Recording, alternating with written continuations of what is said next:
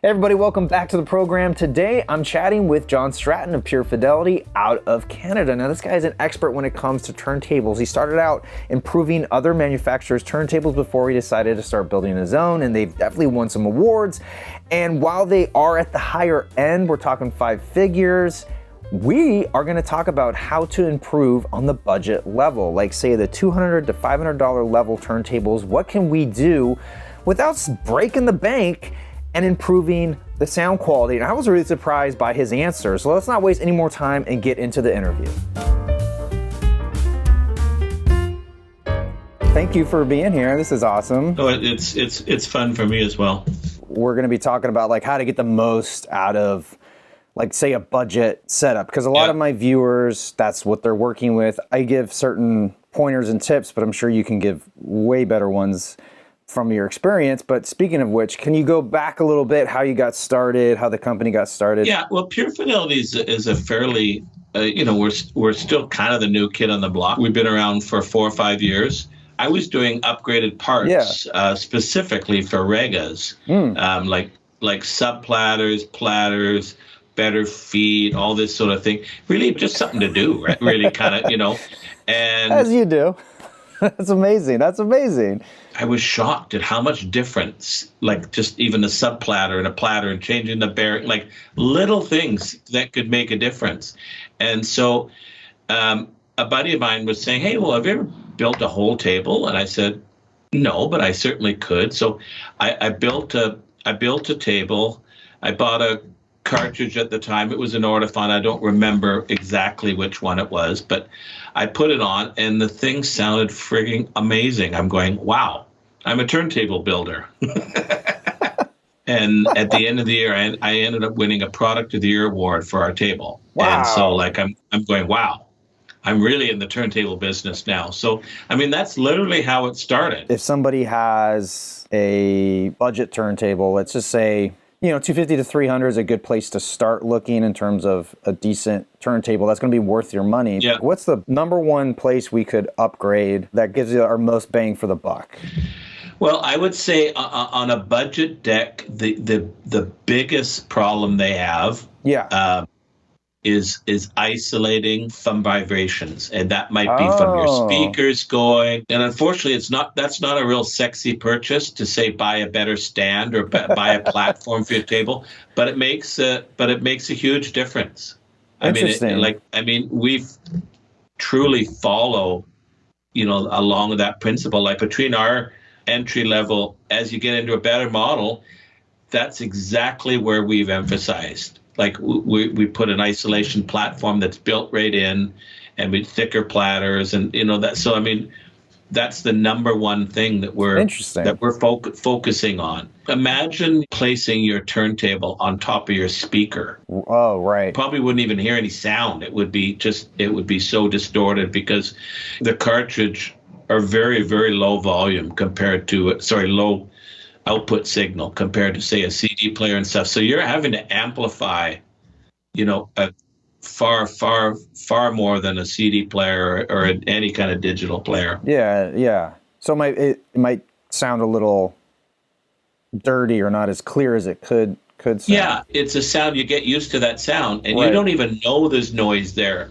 until you remove it and go, wow, that's so much clearer. I know that might be a struggle for people to get their head around that. To get a good platform might be $200 or $300. Oh, wow. Okay. But it'll make a huge difference. The next thing they can probably do on a budget too is just getting a little bit better cartridge. Okay.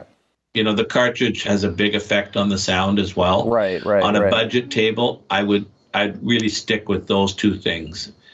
Isolate it better. And then when time and money permits, get a better cartridge. Those are two things that you could potentially bring to an upgraded turntable. Like say you upgrade to like the $500 to $750 or maybe even to the $1,000 turntable. You could bring those with you. It's not like you're not wasting that money necessarily. No, you're not. And that's kind of why I said that's a good place to start, because you're never, even a really good table, wants and needs good isolation. Right. Okay. So that's just a good investment in general. So It is. How important is the levelness of your turntable? It is important, but don't obsess over it. It's just, reasonably level is as good as level. That's also tied into the level of deck you're talking about, and we're talking about as you get up the ladder and start spinning more and more things, everything matters. The tracking weight, the VTA, the azimuth angle. I mean, all these things that, I don't want to deal with. I mean, I just I want to hook up a cartridge, align it properly, get the weight properly, and that be the end of it. I don't want to constantly tweak things. And I see. Yeah, totally. I'm the same way. Some models, they'll have the VTA, which is the tracking angle of your cartridge, and you can change it on the fly and think, oh my God, who'd want to change it on the fly? Right. Yeah. I guess the theory is depending on the thickness of the vinyl. Totally. That is the theory behind it. But it's like, who cares? Like, it just, no, really. No, I mean, I don't want to. Yeah, no. Like, could you imagine putting on a 200-gram vinyl and then go, oh, this one's 180. I've got to adjust it by 1/64 of an inch. Well, yeah, then it becomes less about sitting down and enjoying a record and more about like this weird engineering hobby 100%. thing. It's like we're not NASA engineers. No, and then you got the guy going, oh my God, this sounds good, but maybe I've adjusted the VTA too much. Maybe that cymbal shouldn't sound like that. And they start obsessing over stuff that doesn't matter. Like, just listen to music and have fun. And then do you have an opinion on like moving magnet versus moving coil in terms of the cartridge? Moving magnet generally are what's going to come with lesser expensive decks and stuff. And I think people just sort of assume that they're inferior.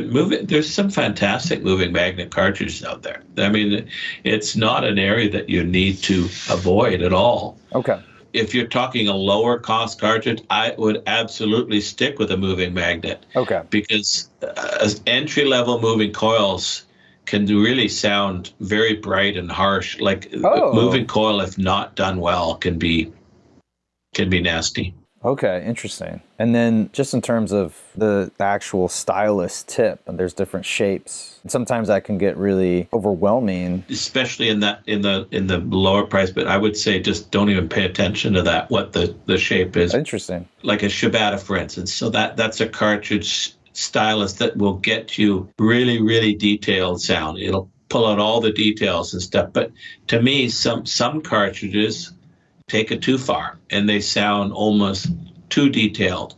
I don't think you should care what the shape of the stylus is, to be honest. Interesting. Okay. I mean, it matters as you get into really expensive cartridges. Okay. Going back to the Shibata, so that's a cartridge that will pick up lots of detail, more detail and stuff. But there's a downside to that too. It picks up more if there's noise or if the recording's not good. It'll pick it up more. So like, the good recordings will sound great, but the bad recordings will sound worse than on a cartridge that's, doing a little less, if that makes sense. Yeah. It's sort of smoothing out the wrinkles. Exactly. Smoothing out. That's a good analogy, that smoothing out the wrinkles. That's exactly what they do. And any last thoughts on your end? Trust your ears. And that takes a long time sometimes, for people to go, I finally trust my own ears, and even though they said this was a great sounding thing, to me it didn't sound right. I liked this brand better for these reasons, and so they're right. And it might not be the right solution for somebody else, but it just comes down to preference. Thank you for your time. Well, thanks. I've enjoyed this. Yeah, me too. Yeah. Okay, take care. Take care. Thank you so much for watching. Thank you again to Joe Stratton for coming on the program here and talking about turntables and audio. And I just had a great time chatting with him and learning about his philosophy, which I really agree with. Just trust your ears. I mean, that's such a huge thing. I mean, even I can get caught up in buzzwords and fidelity this and sound quality and whatnot, but really trust your ears, go with your gut. And I think that's such a beautiful statement to end on. Thank you so much for watching, and I want to thank my members over on Patreon. I am your Vinyl Geek, and I'll catch you on the flip side.